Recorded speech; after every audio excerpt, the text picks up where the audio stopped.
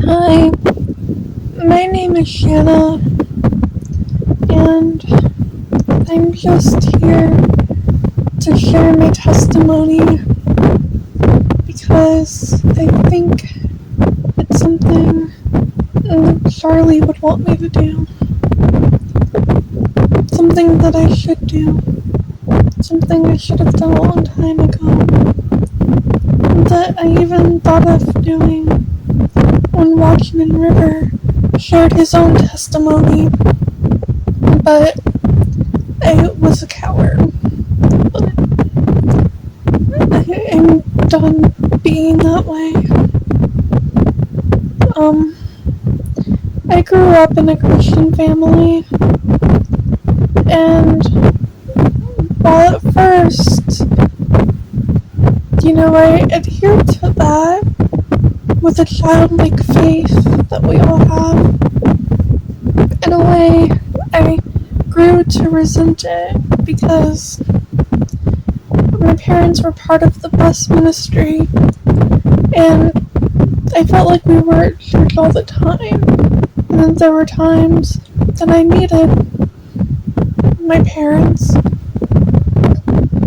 and that in some ways they weren't there for me to help me with homework on weekends and that sort of thing, because they would drop me off from the bus, and they would still have a long way to go dropping the kids off. And so yeah, resentment somewhat grew in my heart. And then definitely by high school, I'd say I was atheist for sure, just because, how can you not be? When you're being taught evolution and that sort of thing at school, and Christianity only at church, you're going to end up thinking that Christianity is just a fairy tale that your parents believe. Otherwise, you'd be being taught that at school by your oh-so-wise teachers. And by the time that I was learning about the Crusades and Salem witch trials, yeah, I pretty much thought the Christianity was evil. Fast forward to 2014. My dad was diagnosed with stage 4 liver and colon cancer. Hard time for me and my entire family, that goes without saying. And I just remember being so lost as anyone in that situation would be, and deciding that I was going to read my Bible, and deciding that, hey God, if you exist, if there is a reason for this, please show it to me. And as many people who become Christians will let you know, if you seek God with a true heart like that, really wanting him to reveal himself to you, 9 times out of 10 he will. And that's what ended up happening with me. I did end up going to the Bible skeptically, though.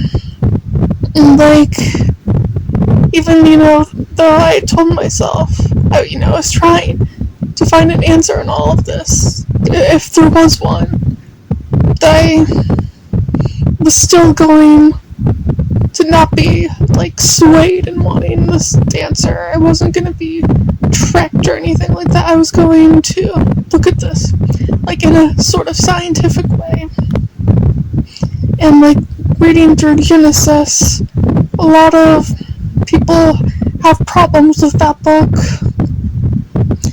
And, I can see why. I'd say it's more of a poetic explanation of like how history got started, but even though it is, like right away,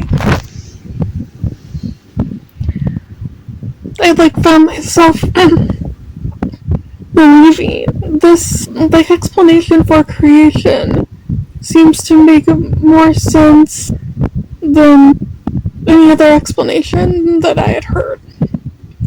And as I continued to read the Bible, like so much just made sense to me. Like how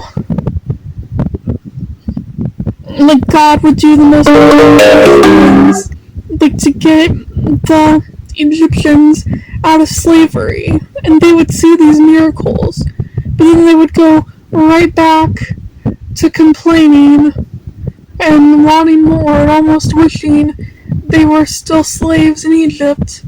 And it'd be like, well, isn't that just humans for you? Which, really made me believe in the authenticity of the scriptures, or helped me to believe.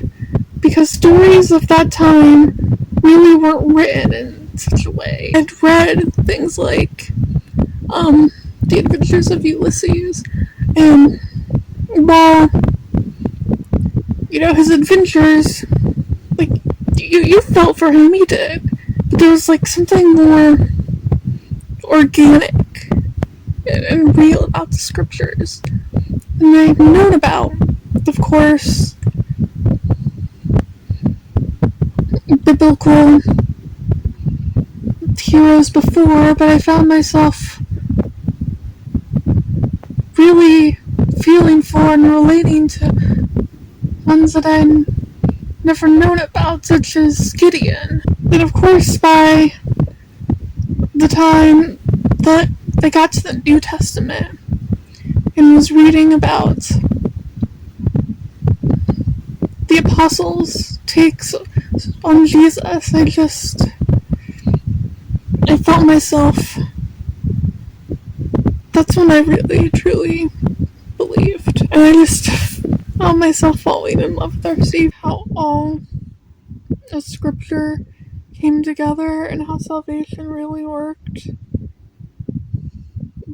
That's really what did it for me, and how I knew without a shadow of a doubt that the Bible was true. I mean, all of it had been coming together for me before that, but that was the linchpin, so to speak. And I just remember after that the world really was this new place that before, when I'd been resenting my parents, now it's like I was so thankful to them for having raised me in church to try and save my soul, my sister's too, and trying to do right by me so hard. And suddenly the world made sense. Someone you see on the street is someone that the God of our world came into this world in human form and took on their sin death and died the horrible death that they deserve.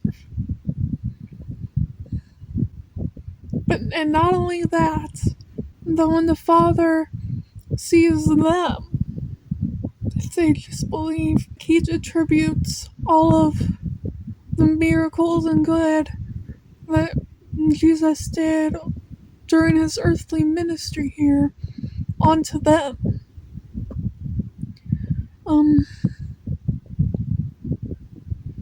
But one of the things that's been hard for me with this is my dad ended up passing away in 2019.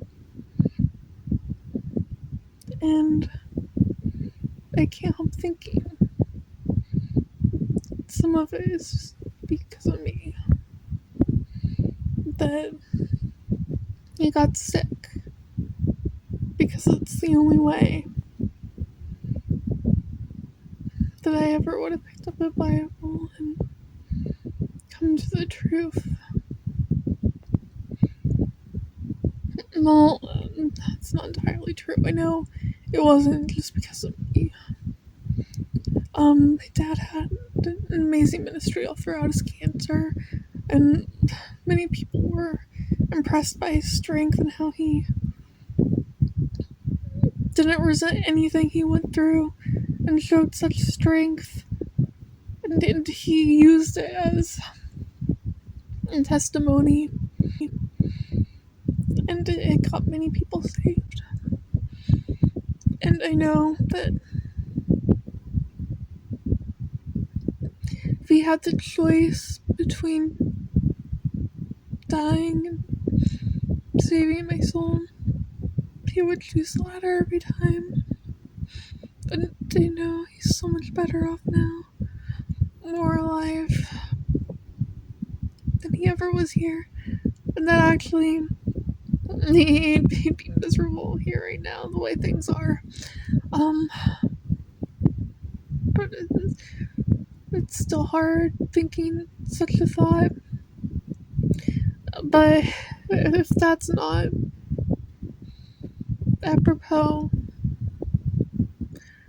there's a chance that my dad died for my soul the way that Christ our Father died for all his children's soul. And it just makes me, in this Charlie Kirk situation, think of how I should probably mention that I watched my dad die. At least at first. Yeah, it wasn't pleasant. And that just makes me so sad for Eric and the children. And the good news is the kids shouldn't remember that. But yeah, being able to, even so slightly, be able to put myself in those shoes, yeah, it just makes me so sad for them. That's part of the reason I'm doing this. Yeah.